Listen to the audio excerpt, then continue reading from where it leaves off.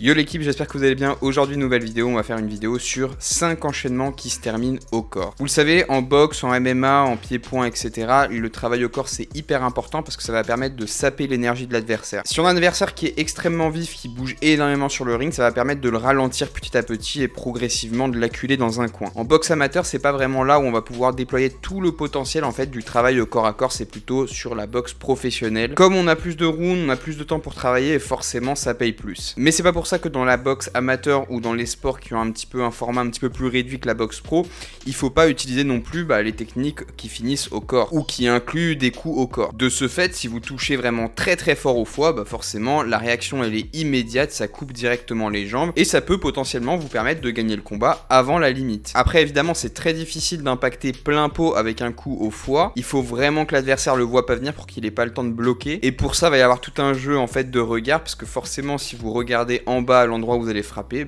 forcément l'adversaire ce qu'il va faire c'est qu'il va venir bloquer. Donc moi ce que j'aimais bien faire c'est qu'en fait je regardais directement l'adversaire dans les yeux quand j'envoyais un coup au foie, donc comme ça il savait pas du tout où le coup partait. Et dans cette vidéo là c'est exactement ce que je fais. Et en plus comme vous le voyez j'utilise des enchaînements, des variations en fait de niveau qui vont me permettre en fait de brouiller un petit peu les pistes. Donc là en l'occurrence je fais du corps face, je travaille un petit peu à la face mais c'est vraiment le coup au corps qui va le plus m'intéresser. Et là aussi ça va me permettre aussi de vous dire de pas vous attacher vraiment à frapper que à la face. Vous voyez par exemple comme là dans ce cas de figure là que la face est bloquée parce que le mec il a ses mains devant parce qu'il bloque les coups, c'est pas grave, vous pouvez aller taper au corps directement et forcément là ça fait très mal. Enfin bref, je vais vous donner 5 enchaînements qui pour moi sont vraiment des enchaînements hyper efficaces pour finir au corps. En fait ça finit sur des coups au corps, donc ça implique que c'est ce coup au corps ou ces coups au corps qui vont devoir être accentués. Donc le premier enchaînement c'est bras avant, bras arrière, crochet du bras avant à la tête et vous enchaînez avec un crochet du bras avant au corps. Donc là c'est un enchaînement qui est pour moi extrêmement efficace parce que vous variez les niveaux avec le même bras et forcément en boxe on s'attend à ce qu'il y ait un rythme, une continuité et là le fait de doubler un bras ça va casser cette continuité et ça va surprendre l'adversaire. Donc n'hésitez pas à doubler les coups, notamment les crochets, ça peut se doubler très très bien même en haut, en bas, etc. Franchement c'est hyper efficace.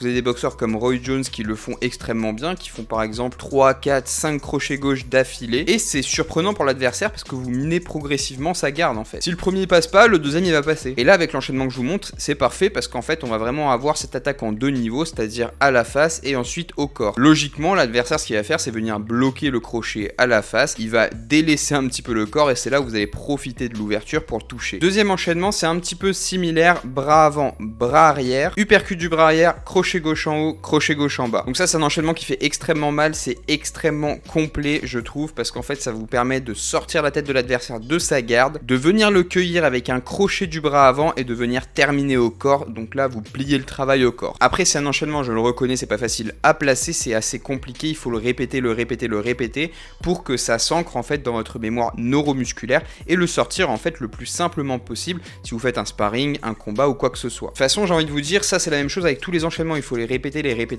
pour les ancrer dans votre tête et avoir vraiment le panel de coups le plus étendu possible quand vous allez boxer. Ensuite troisième enchaînement, donc le bras arrière, on va utiliser le bras arrière cette fois en direct, donc on va faire un cross tout simplement, on va venir mettre tout le poids de corps sur ce cross et se mettre en position pour le crochet du bras avant mais cette fois en bas. Une fois qu'on a donné le crochet du bras avant, on va faire un léger décalage et venir envoyer tout le poids de corps sur le crochet du bras arrière encore une fois en bas. Donc normalement ce qui va se passer c'est que vous allez arriver pile au milieu de la garde, donc vous allez pouvoir toucher soit le plexus soit l'estomac et c'est extrêmement efficace parce qu'en fait vous créez vous-même une ouverture. Vous venez vraiment vous mettre de manière perpendiculaire vis-à-vis de la garde de l'adversaire et vous passez au milieu. C'est un petit peu comme ce que j'ai fait dans ce sparring là, sauf que moi je l'ai fait en haut mais ça peut se faire extrêmement bien en bas. D'ailleurs je crois que j'ai même un autre passage où je le fais en bas. Enfin bref, je vous mettrai ça au montage. Quatrième enchaînement, on va utiliser le bras arrière encore une fois en cross, en direct comme vous le voulez. Ensuite vous venez remonter la tête avec l'uppercut du bras avant et vous venez terminer en fait avec le cross ou avec le direct du bras arrière toujours en bas à l'estomac ou au plexus. Ça fait extrêmement mal et franchement la garde de l'adversaire en fait elle est fait que valser parce que vous lui montez la garde avec l'uppercut et vous venez le cueillir encore une fois en bas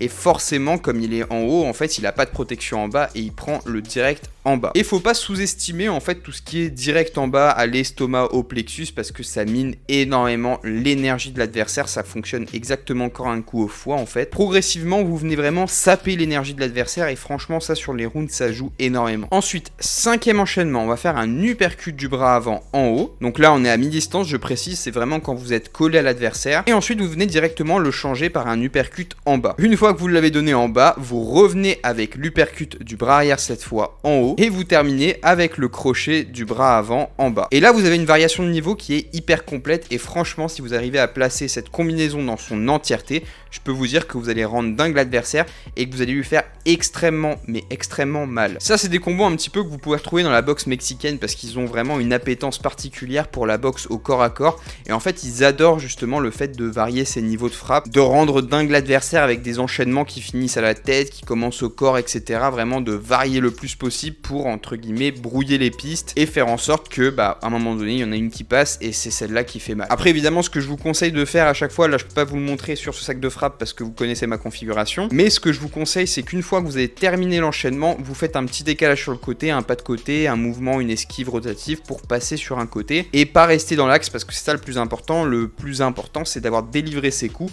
et de sortir de l'axe parce que derrière il faut pas se faire toucher. Travailler les enchaînements oui, mais mettez-y un petit peu de réalisme, c'est-à-dire qu'il faut vraiment se mettre dans une sorte de mise en situation comme si c'était un combat. Donc par exemple arriver sur le sac avec des bras avant, etc., faire l'enchaînement et partir, tourner un petit peu autour du sac, puis faire une feinte, etc. Vous devez vraiment toujours faire une mise en situation parce que malheureusement faire un combat de boxe, un combat de MMA, un combat de pied-point, un combat de boxe taille ou quoi que ce soit, c'est pas faire du sac de frappe et le sac de frappe lui ne rend pas les coups. Donc c'est pour ça que sur le sac de frappe il faut vous rendre un petit peu plus difficile la tâche, il faut pas rester dans la zone de confort, il faut essayer d'intégrer tout ce qui va être mouvement. Et même pour les plus avancés d'entre vous, vous pouvez commencer même à intégrer des petits blocages, faire semblant de bloquer un coup, de remiser, etc. Ça c'est possible de le faire aussi et ça vous conditionne entre guillemets à être vigilant le jour J. C'est la différence entre un bon boxeur et un mauvais boxeur. Le bon boxeur il va être beaucoup plus vigilant, il va pas prendre de coups, il va savoir que quand il va donner le coup, il va y avoir une réaction en retour, donc forcément c'est là qu'il doit être très vigilant pour pas prendre le coup en retour. Alors que le mauvais boxeur il va boxer comme une intelligence artificielle, il va faire son combat comme ça de manière linéaire sans s'adapter à l'autre. Donc voilà, c'est tout pour cette vidéo, j'espère qu'elle vous a plu. Si c'est le cas, n'oubliez pas de mettre un pouce bleu, de vous abonner à la chaîne et moi je vous retrouve pour la prochaine vidéo. Ciao ciao.